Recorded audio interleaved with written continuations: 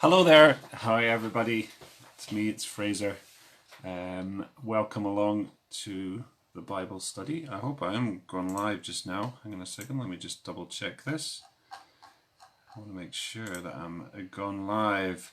Yes, I'm live. All right.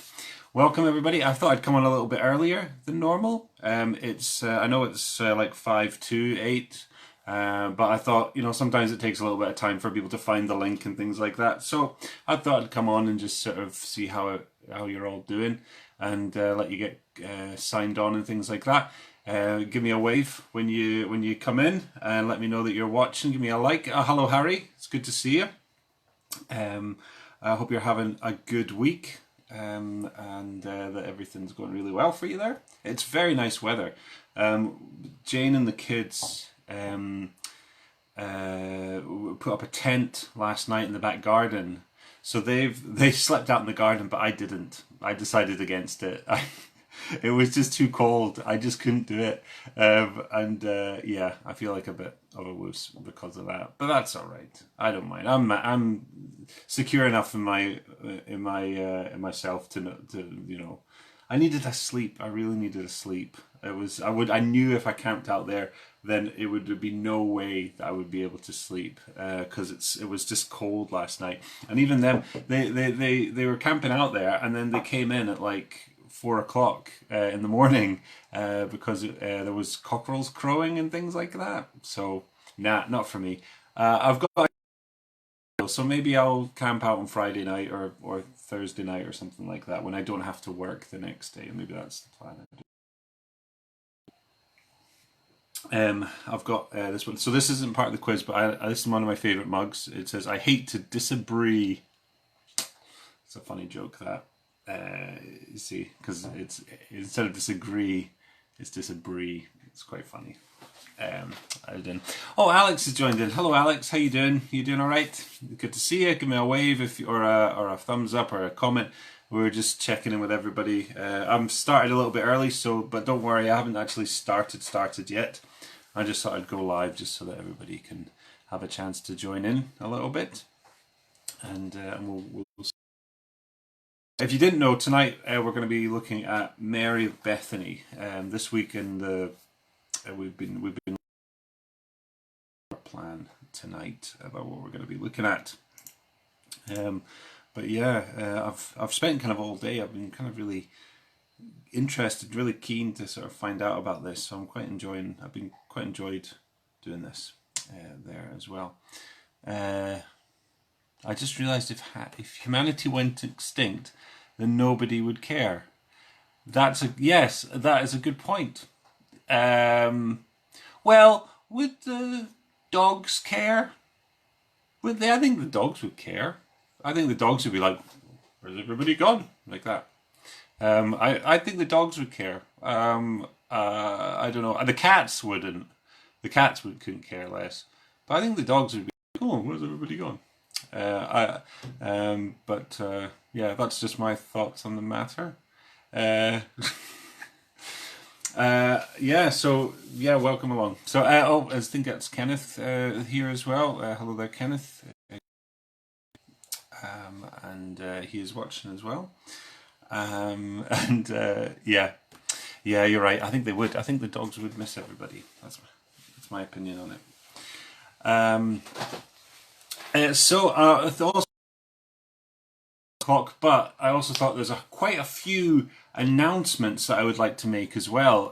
Just sort of things to watch out for over the coming week that you can maybe get involved in if you want to. So the first one, big one, the obvious one that we do every week, is the Zoom call at 7:30 on Friday. So I hope you can make it a lot. And if you can, that'd be fantastic.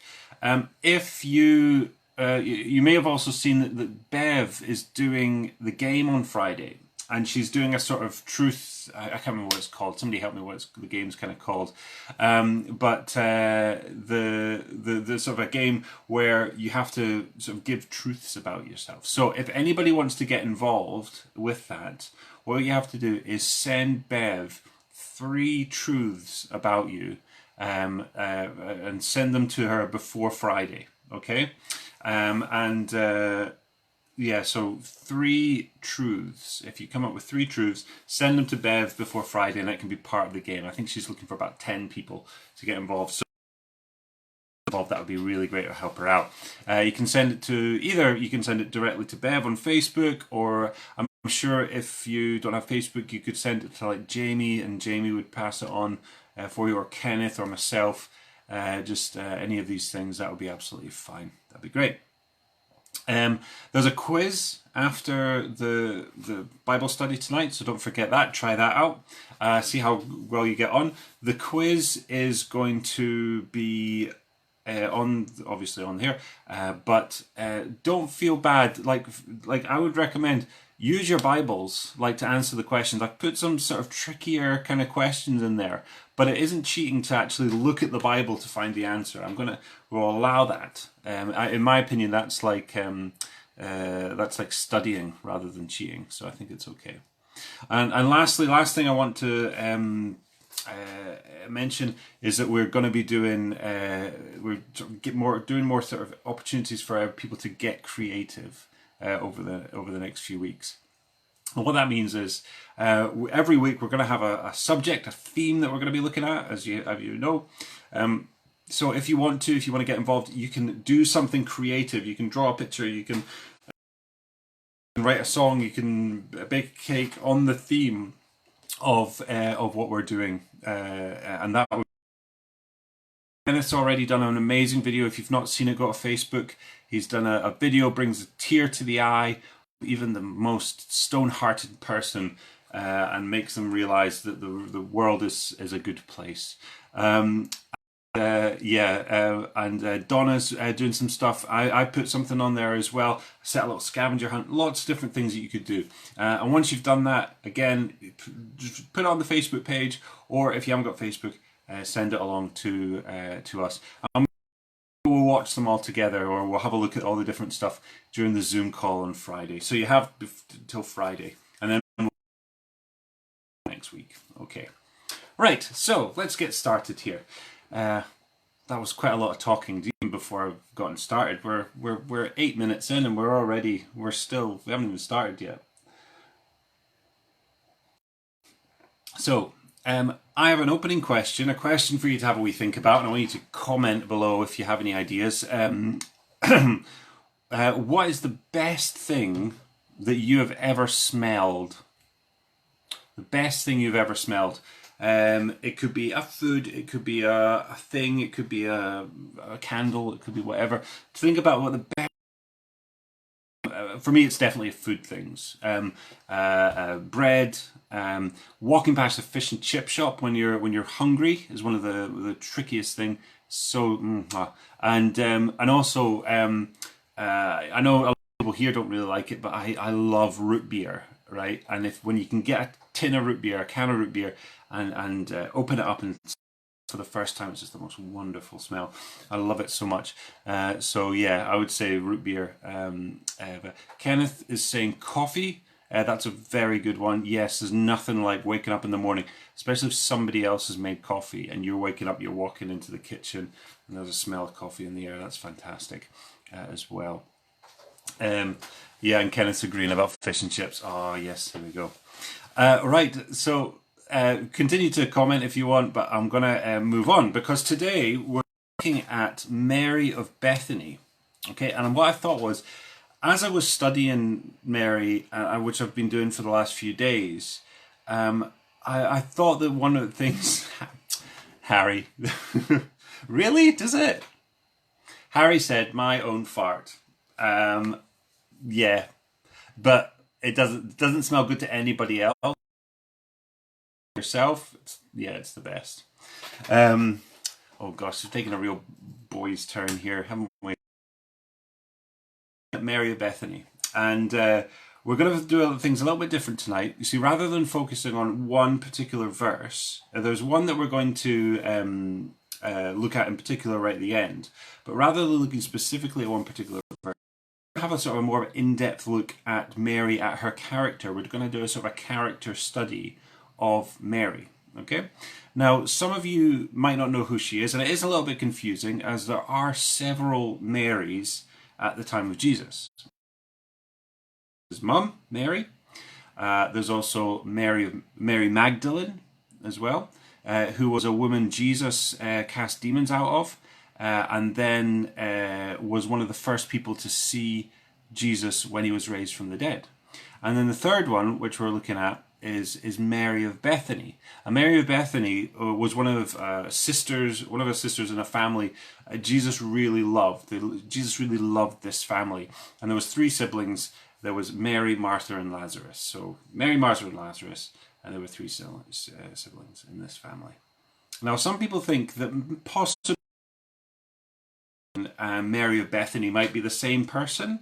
But I did a very short looking into it today, and it doesn't seem to be any clear examples that she definitely was the right person. So I'm just going to assume otherwise. I'm going to say that there's 3 Marys. There's Mary, Jesus' mum, Mary Magdalene, and Mary and Bethany. And it's Mary of Bethany that we're looking at tonight. I hope that kind of makes sense. Anyway, so Mary of Bethany, she turns up in 3 significant stories in the New Testament. Okay, and those are we're going to briefly look at each 3 story where she kind of turns up and look about what we can learn from her every time she turns up.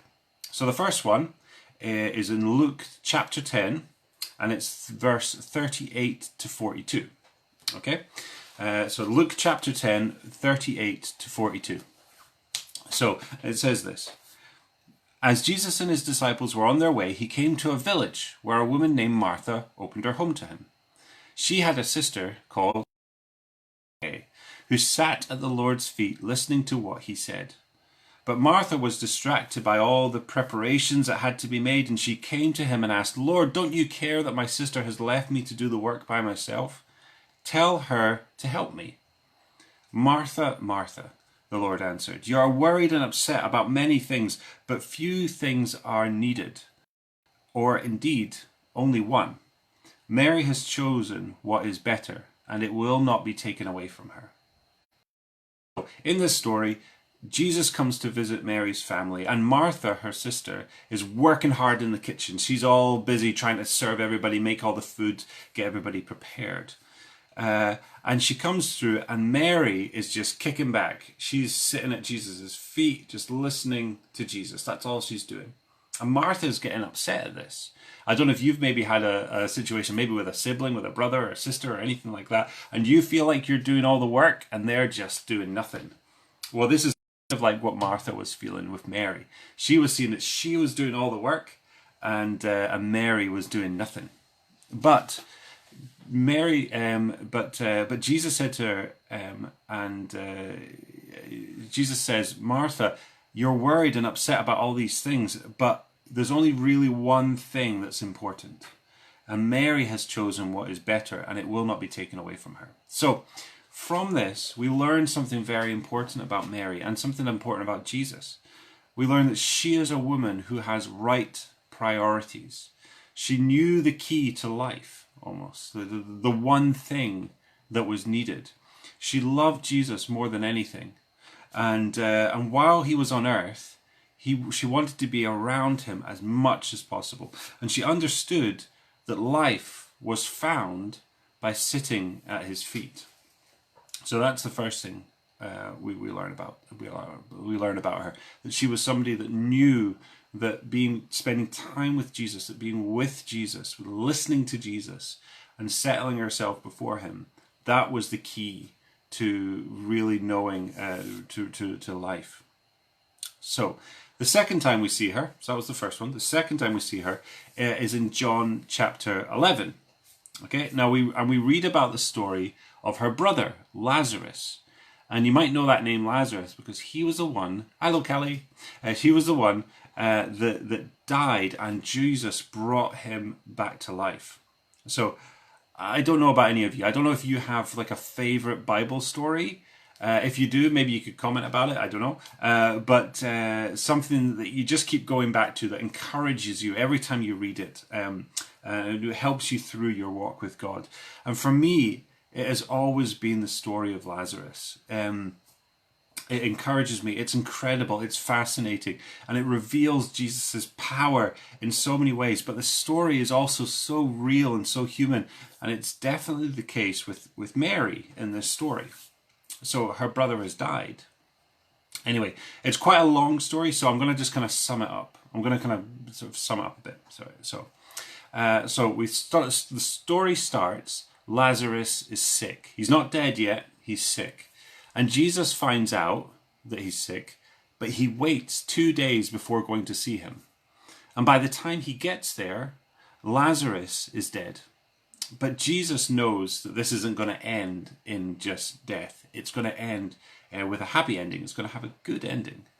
So from the very beginning of this story, Jesus knows that God is up to something. When Martha tells Mary that Jesus has arrived, Mary races out of the house to see Jesus, falls at his feet and says, "Lord, if you had been here, my brother would not have died." She is overwhelmed with grief and perhaps anger towards Jesus. She knew who Jesus was. She had sat at his feet and listened to his stories earlier on. We read about that. And she knew what he could do and his wisdom and all this kind of stuff. But at that moment, it's possible that she maybe hadn't put all of her life in his hands. Or maybe she was just overwhelmed by everything that was going on. And she just had to have somebody to kind of take her anger out on. And this story is hard. It is great that this particular story, the story of Lazarus, has a happy ending. And that Lazarus is raised from the dead. And in doing that, Jesus shows his power over death. And people are now beginning to believe that he is who he says he is. But this isn't always the case in our reality, in our life, I suppose. We're living in a world at the moment where death is everywhere. We're staying in our houses at the moment. We're meeting like this because the result of not doing so could be death for so many. And even with our best efforts, so many are still losing their lives. And even without COVID-19, there is still so much suffering and pain and death. And how do we respond?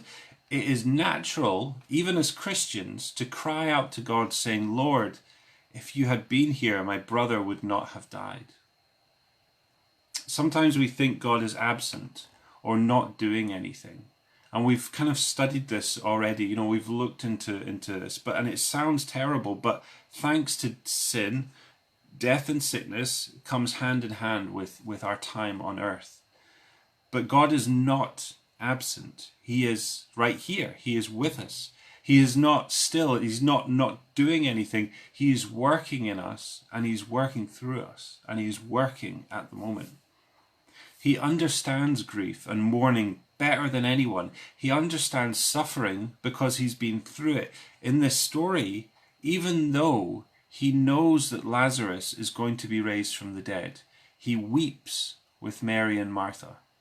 He is God, but he is also part of our lives. And he is with you and he is with me, and he cries when we cry, and he laughs when we laugh, and rejoices when we rejoice. He lives with us. He is part of our life. He's not absent. He's not far away. He is with us. And then the last story. So that was the first story. Was Mary resting at her feet. Second story was Mary crying out to God, and the third one is this is the next chapter on. This is John chapter 12, and it's verses 1 to 8. So I'm going to read the whole thing here. So this is the one. If you're doing the quiz afterwards, this is the one. This is the bit that the quiz is mostly going to be about. Okay. So it says this: 6 days before the Passover, Jesus came to Bethany, where Lazarus lived, whom Jesus had raised from the dead. Here a dinner was given in Jesus' honor. Martha served, while Lazarus was among those reclining at the table with him. So this is exciting. This is happening straight after Lazarus has been raised from the dead. Okay, that's just happened. And now, 6 days before the Passover, they're having this big meal in Jesus' honor.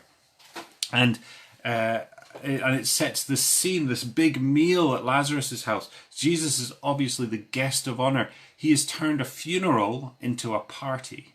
He has turned a time of mourning into a time of celebration. Can you imagine being in that room. The man who had been buried a few days before is now sitting at the table and eating and laughing. It'd be incredible. It'd be unbelievable. The joy and the excitement in that room must have been incredible. So we'll load up. Verse 3. Then Mary took a pint of pure nard, an expensive perfume. She poured it on Jesus' feet and wiped his feet with her hair. And the house was filled with the fragrance of the perfume. This perfume, it was Mary's savings. It was worth so much money. It says here it's a year's wages. This is like tens of thousands of pounds in our money today. Can you imagine, right? I've got a glass of water here, right? It's a glass of water. This is not quite a pint, but it's quite close to a pint, all right? Now imagine that the contents of that glass was a year's wages. Imagine the contents of that glass was £20,000. That's insane. Like I don't know how I would live with that, like in my house, and knowing that there's this kind of container, this glass or bottle or jar or something like that is worth more than a year's wages. I'm just going to take a drink now. I'm quite thirsty. Well, that's about £500 gone down this gullet there. So yeah, can you imagine having that? And it's tricky to sort of understand maybe what the purpose of her savings was. What was her plan? What was her intention with these savings, with this money? But what we see here as she pours it out, and she pours out the perfume onto Jesus. This was this overflow of worship. Imagine what she must be feeling at this moment. The gratitude and the thanksgiving in her heart. Her brother had been gone, but it was now sitting at the table and eating and drinking. And that was why we chose the theme of Thanksgiving as our theme this week. We wanted to give an opportunity to show our thanks to God for all the things that he's done. And there is so much to be thankful for. We have so much that we have. There's things that we're missing out now, and I recognize that. And there is things that we're having to stop and not do, but we still have so much. And even if we didn't have that, we still have relationship with God. We still have the salvation. We still have eternal life. And these by themselves are worthy of thanksgiving forever and ever. But I think Mary's reaction wasn't just about Thanksgiving. You see, Thanksgiving has been our theme this week, and we've talked about all this stuff and what we're thankful for, and I did a little video where I was like taking pictures of all the things I was thankful for. And Mary must have been thankful to have her brother back, and this was part of why she did what she did. But in this story, Mary's reaction is bigger, I think, than just Thanksgiving. Thanksgiving was part of it, and it was maybe the start of it, but it wasn't the whole thing. You see, what she had now was understanding.